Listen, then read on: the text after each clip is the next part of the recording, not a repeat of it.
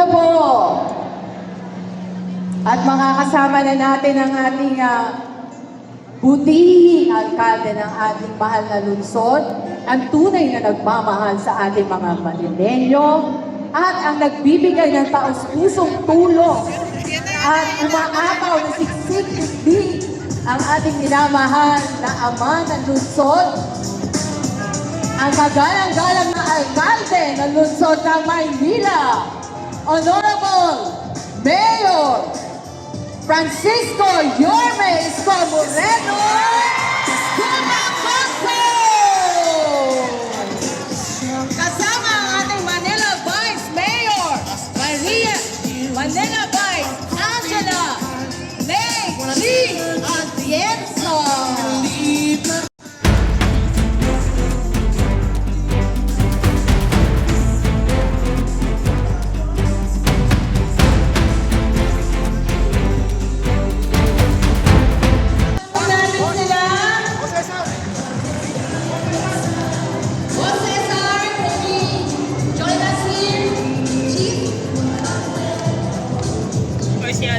Si Ate Tuloy. Huwag niyo halangan. Ayan, so kasama na po natin ang ating minamahal na alkalde ng lungsod ng Maynila.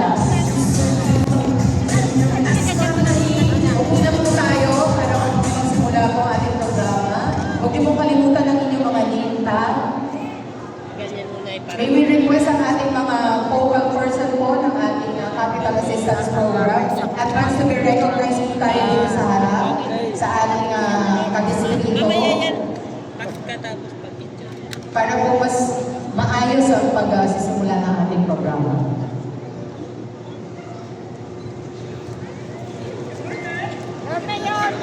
Anong boy?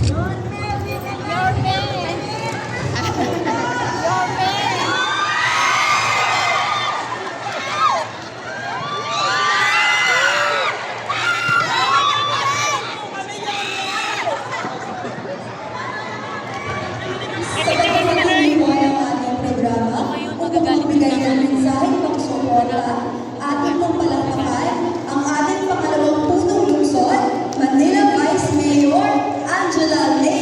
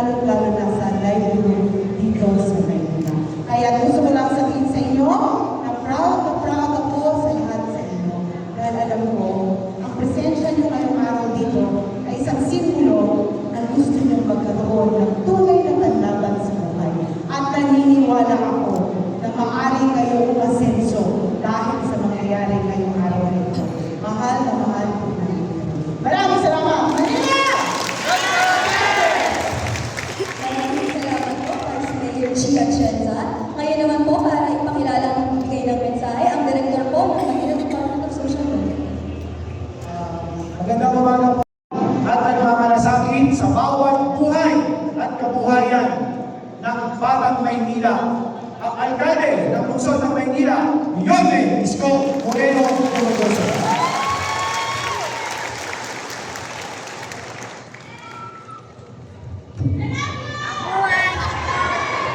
Kaya si Kuya.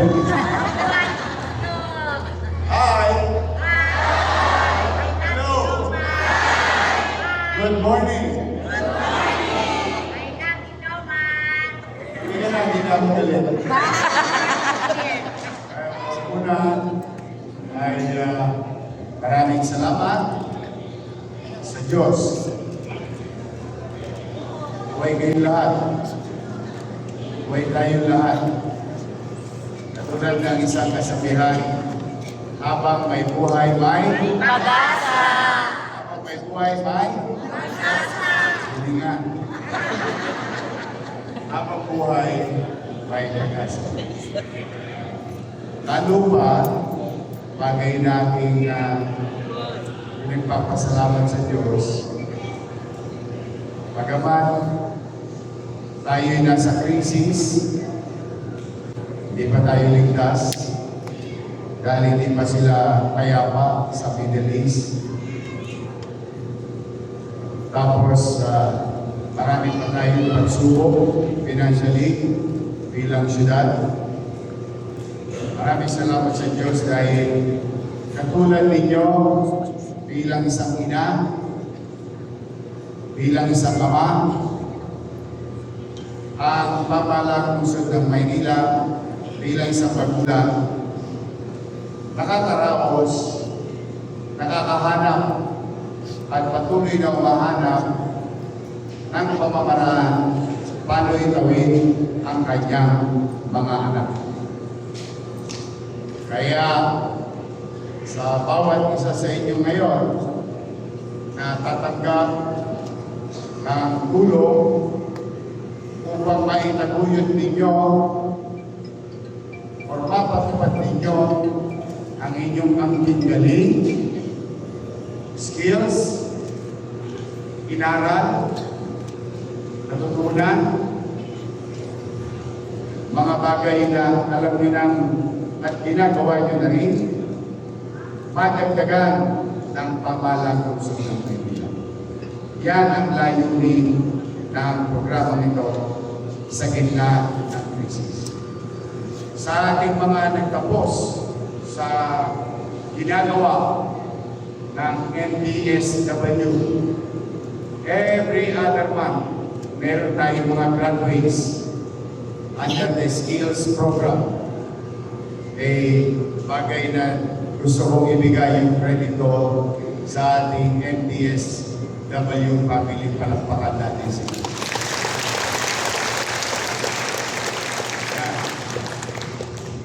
Lahat sila na nandiyan ay nangangalap ng mga taong gusto madagdagan ang kaalaman upang itaguyod ang sarili. Sa inyo naman, naghahanap buhay na rin, may konting kaalaman. Gusto ko lang kayong bigyan ng isang kwentong nangyari sa Tondo noong panahon ng pandemya. Naalala niyo noon, yung mga unang buwan ng lockdown, walang hanap buhay ang tao. Halos hindi ako ang magkanda-ugaga, parang sinisilihan ng weapons ko kung paano ko irarapos na 2 milyong bibig baka magutong. Paano ko itatawid? Mahina ang ekonomiya. Kaya nga, di ba sinabi ko noon, kung maalala ninyo, manatag kayo, mga batang Maynila, pag wala na akong maisasalya, nakita niyo itong video na ito, patatas ako kahit ang munting makarapos lang tayo. Which we did. Nangyari. Dapat nangyari. Di ba magkakaroon tayo ngayon? Buhay tayo lahat. Nakatawid tayo. Nalulungkot tayo sa iba. May ilan tayong mga mahal sa buhay at kababayan na naapektuhan ng infeksyon. Ngunit, may isa rin tayong ginawa, yung pagbibigay ng cash assistance. At dahil doon, may isang mag-asawa, ito, partida to partida, no? Talagang pagkatao, maabilidad yun. Isang bulig lang yung nakuha niya. Isa na siya sikat na kainan doon sa may Pangusay. Nakikita niyo siya sa TikTok. At siya mismo nagsabi, ito, natanggap ko na ito 1,000 noong araw ng pandemya. Iniluto ko ng ulam. Binenta ko sa kapitbahay. Mukhang nasarapan. Ikinuwento, alam mo naman sa atin, maraming marites. Maraming. Ang ating buhay ay chismis. Word of mouth. Ngayon, kahit pa paano dinadayo na yung kanyang kainan. Sa loob at itinatag sa kanyang bahay. So ano ibig sabihin? Hindi siya imposible.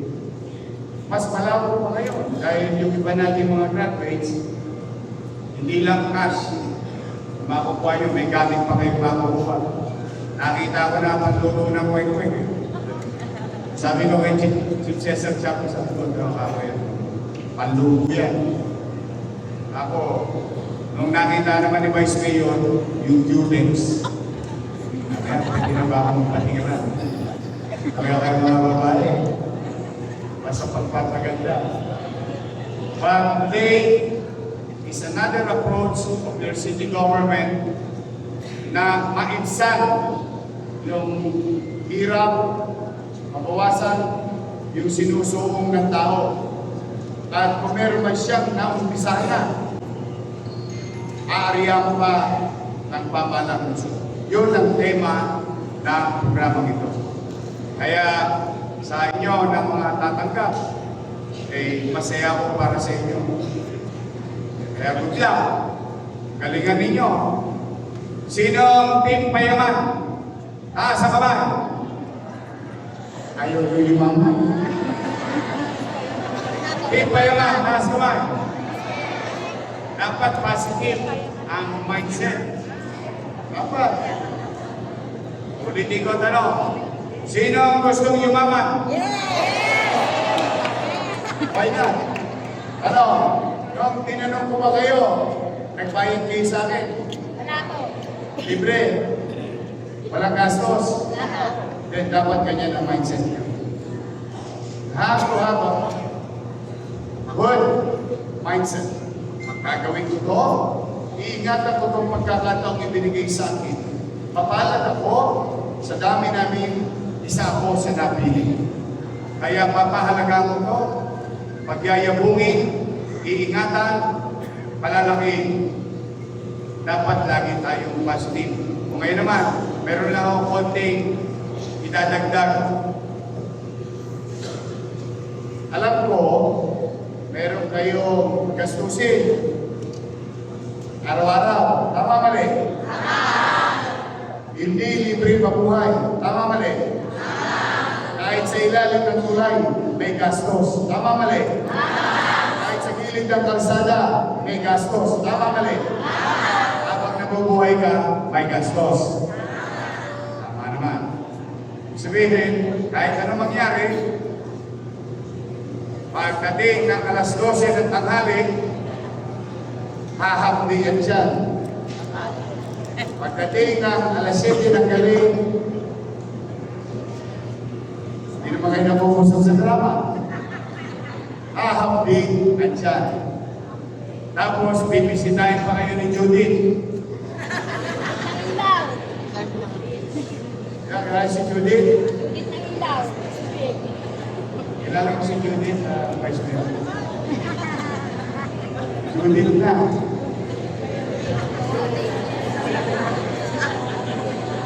Meron na kuryente. Meron na tubig. Kami, nung araw, kahit squatter kami, sa Parola, sa Mabuhay.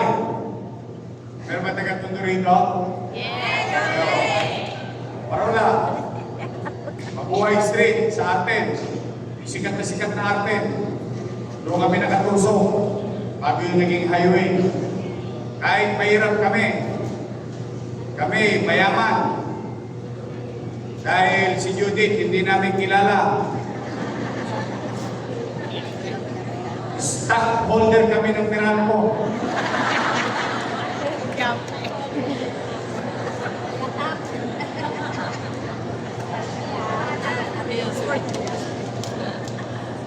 stockholder kami ng Nawasa. Nung araw naman Nawasa eh. Sa umaga, Nawasa. Sa gabi, Nawasa. Nawasak pintubo ng nawasak. Tapos susupunat mo lang. Ikaw may hawak ng gripo ng grasya. Tapos sa umaga, ang almusal ko, Jollibee.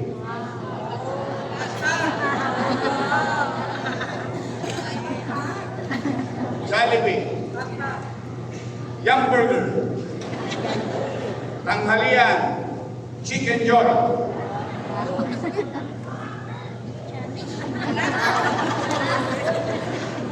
Hapunan, Chicken Joy. Kami ang mahirap na nagpapatuhan ng manok sa loob ng bahay. Life is hard. But my mother and my father, ang mga magulang ko, hindi nag-iba. Ito ko ngayon sa kami.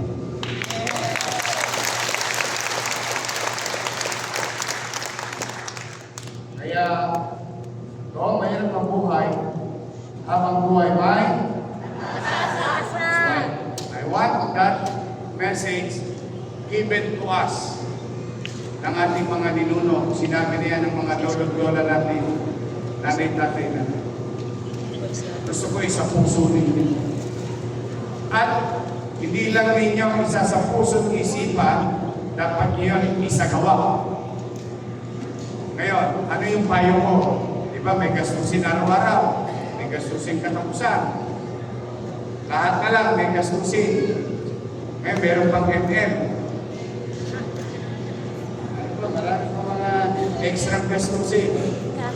But anyway, kumita kayo. Di ba wala? Kwentuhan lang. Mangarap na tayo. Tamang mindset. Kumita ka maling handa. Ano? Kahapon, wala kang 500. Tama mali? Nakaraos ka? Kaya ngayon present. Tama? So mukha ko wala kang 500, ngayon may 500 ka, magkano dapat mong gastusin sa personal mo?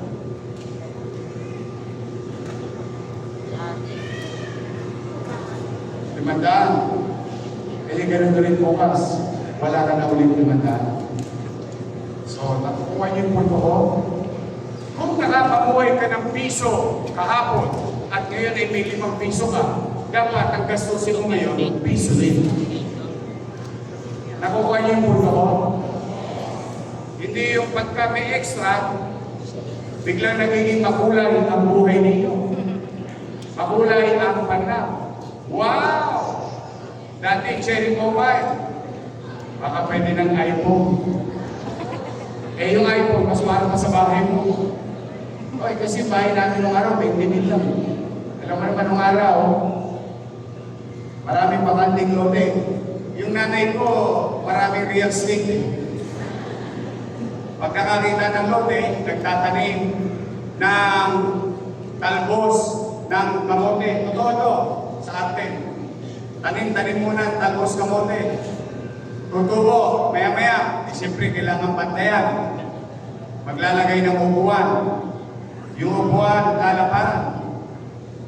Siyempre mainit. Lalagyan ng bubong. Pag umuulan may anggi. Lalagyan ng dingding. Kailangan ng pintuan nun. Talbos ang kamote, tinanim bahay ang bubong. Pero, ang punto ko, nakapamuhay ka ng piso kahapon dahil may programa ang gobyerno na nagdagan ang puhunan mo, nakapag-expand ka, dumami ngayon yung puhunan, pinagulong mo ng pinagulong at ipinagparaya mo ang sarap o what you call the principle of delayed gratification. Huwag nyo kagad bayaran ang inyong sarili kapag may nakikita kayong sobra. Ang tingnan ninyo, lahat ng lusat hirap na gagawin nyo ngayon, pagdating ng araw, ginhawa ang maramdaman ninyo. Hindi man sa inyo yung tatamasahin ng salin lahi. That's the right mindset in a limited resources. Ulitin ko ha.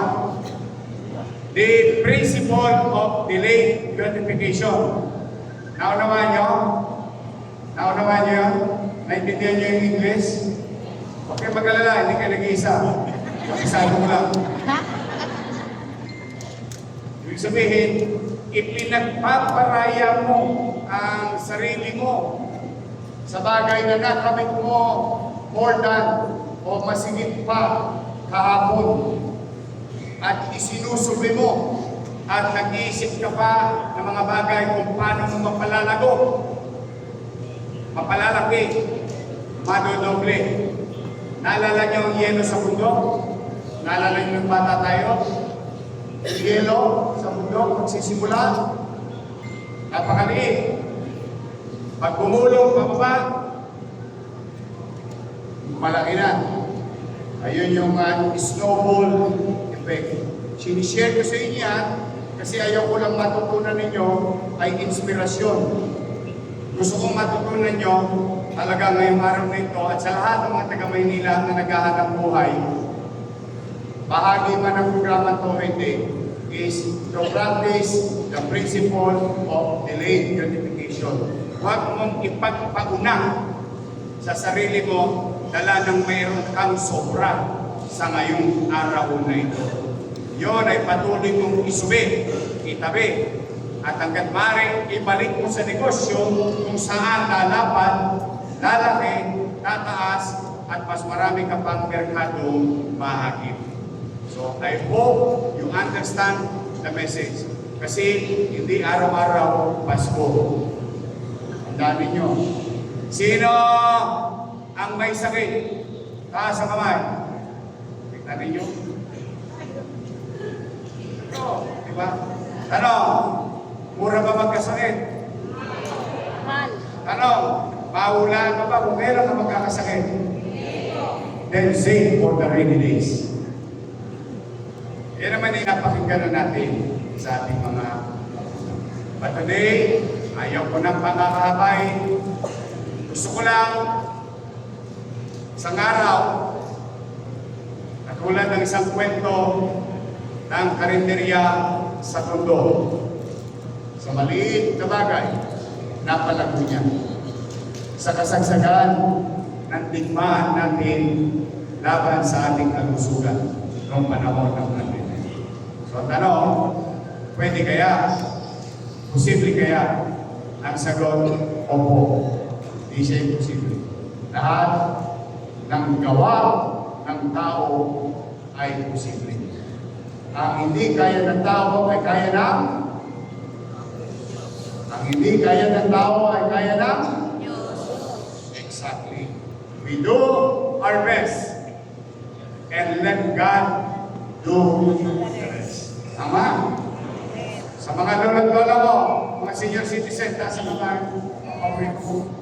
I love you. I love you so much. Bishop Isko Moreno. Magkikita na naman tayo. Maglulubi-lubi na naman tayo, di ba? Kasi, Moreno, paso abi kayo. tatapon na ulit. Eh, huwag kayo mag-alala.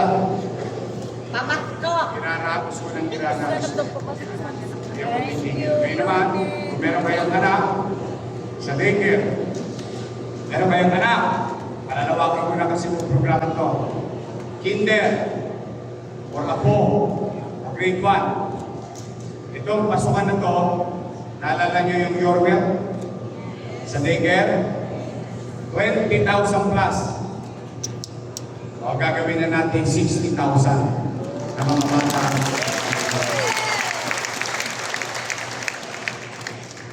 Isa sa maliit, practice araw-araw, naging muscle memory, na perfect, o ngayon, escalation. So that goes also to your business now, future business tomorrow, skills, maybe your skills can now be in a form of business. So muli, mag-iingat kayo.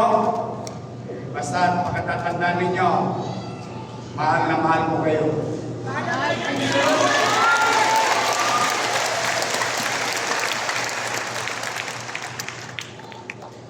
Huwag nawa loobin ng Diyos. Pero kung kinakailangan, ang araw, gawin kong araw, ang gabi, gawin kong paring araw, mapaglingko lang muna kayo ng mahina at efficiently. Makatawid tayo.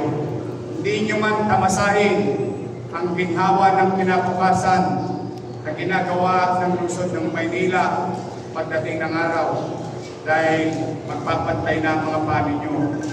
At least gawin man lang natin ito para sa ating mga apo at anak na magkaroon sila ng syudad ng Maynila na maaliwalas at panatag ang pamumuhay.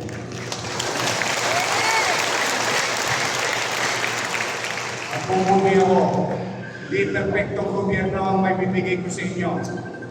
Pero sigurado ako, may gobyerno sa lungsod ng Maynila.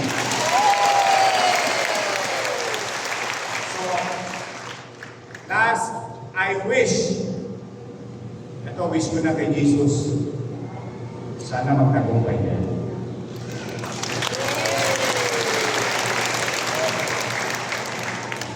At loobin naman ng Diyos na patuloy kayong bigyan ng mabuti, maayos na kalusugan. Because if we want to make Manila great again, I alone cannot do it. Hindi ko kayang mag-isa. Kailangan ko kayong lahat. Magsama-sama tayo upang muling kuminang ang sikat ng Manila Bay sa lungsod ng Maynila. Hindi sa atin man lamang, kundi para sa susunod na salinlahi ng mga taga-lungsod. Mag-iingat kayo. I love you. Pagpanahin nawa kayo na ang may kapal. Manila!